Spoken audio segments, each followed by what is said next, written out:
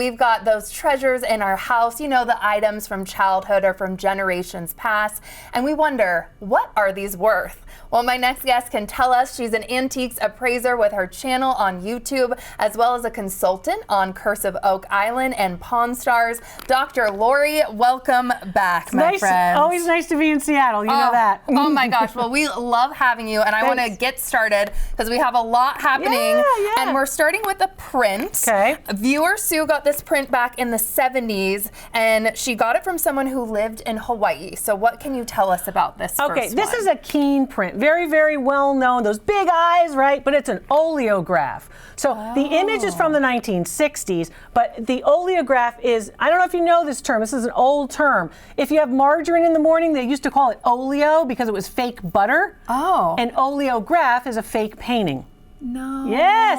So you'll notice it's signed twice. Yeah. And it's signed twice because of some controversy with respect to the artist. But oftentimes prints are signed in the plate while it's being printed, and then the artist comes back and signs it again. Okay. Value on this about $250, even though it's an oleograph, because it's so popular right now. Those big-eyed 1960s looking pieces have some value. Okay, well that's so interesting. Yeah. And now we're moving kind of to some houseware here, starting with some vases. What do we have going on here? This is called emerald glass cut to clear. So it's an emerald color, and then they cut away the green in order for you to see, again, the clarity and these nice etched and cut away flower forms. This piece is made in Bohemia, Poland, and this piece is crystal. Okay, now crystal is 24% or more lead content. So it's heavy, right? And it has nothing to do with tinging or any of that nonsense that you might have heard. But basically, it is, in fact, a very nice piece. It's worth about $40. Okay. Okay, nice. Yeah. This one has gold or gilt overlay. It's a stencil of actual gold leaf.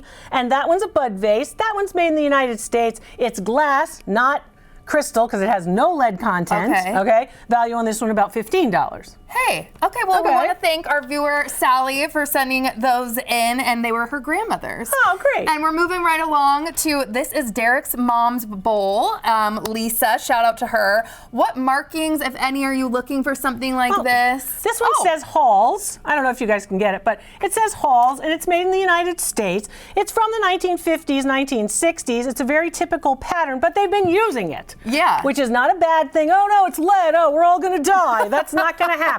This is going to be fine. You can continue to use this open casserole dish. Retail value on it, about $35 in this condition. Okay, but if you weren't using it maybe and it was in better condition, would it could be worth more, yes. Okay. Remember, condition is to antiques what location is to real estate. It's got to be in good shape. Okay, fair enough. All right. And then teacups. This is something that I feel like a lot of people might have in their cupboard. So what are you looking for here? I'm looking for identification because I have a PhD in the field. I've been a museum curator and an appraiser for more than 25 years. Look at this handle.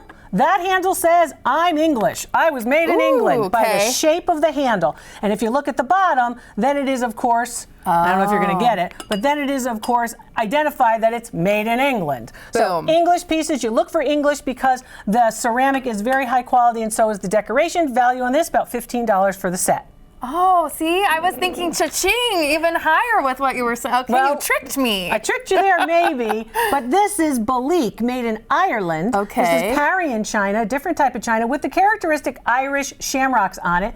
That piece is worth $50. No way. See the difference? They're both good quality, but they're very different because, of course, the Irish Parian Balik collectors will pay more. Wow. Yeah, you got to know the market. You've got to know the market. That's what I try to teach you. And that's where we have you. Yeah, okay. Yeah. This is very interesting. Yeah. What can you tell us about this one? It's beautiful. Piece. That's a beautiful piece. It's a teapot, and if you'll look, you can see, of course, on the top that all of the little striations of the leaves actually line up. Look at the fish, and you have also the same figural spout.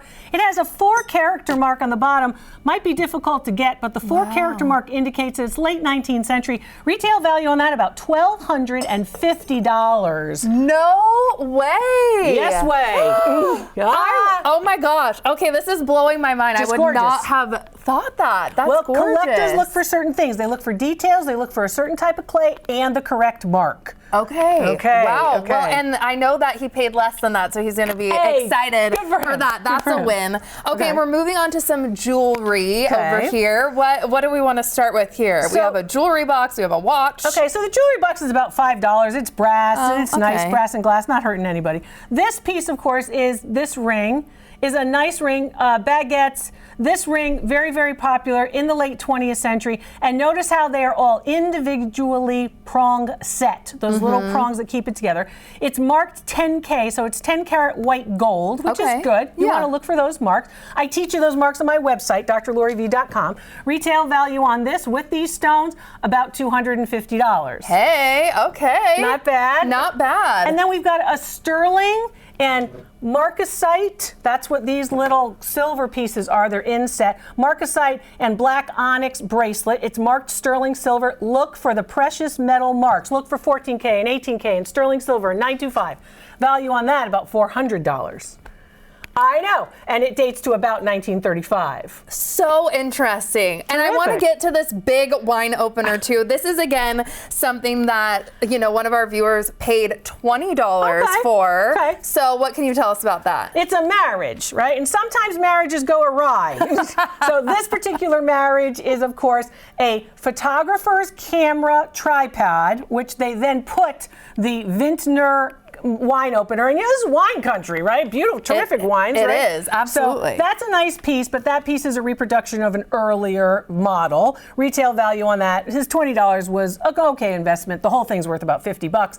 And the child rocker, you can't miss them. If you see them, pick them up. They're always good for resale on the market. Really? And that particular piece is $125. It dates to about 1920. Wow. Yeah. Okay, so you're actually supposed to be looking for rocking chairs. Could be something good in your treasure hunt. Really big now with interior designers. Any type that you like, and a lot of people hand them down and keep them for kids and grandkids and such. Yeah. Oh, you're the best. Thank you so much for being here. Pleasure. I learned so much, and we hope you all did too. You can find Dr. Lori on YouTube. She teaches you what to look for when uncovering old treasures. In fact, she has a whole series on thrifting for treasure.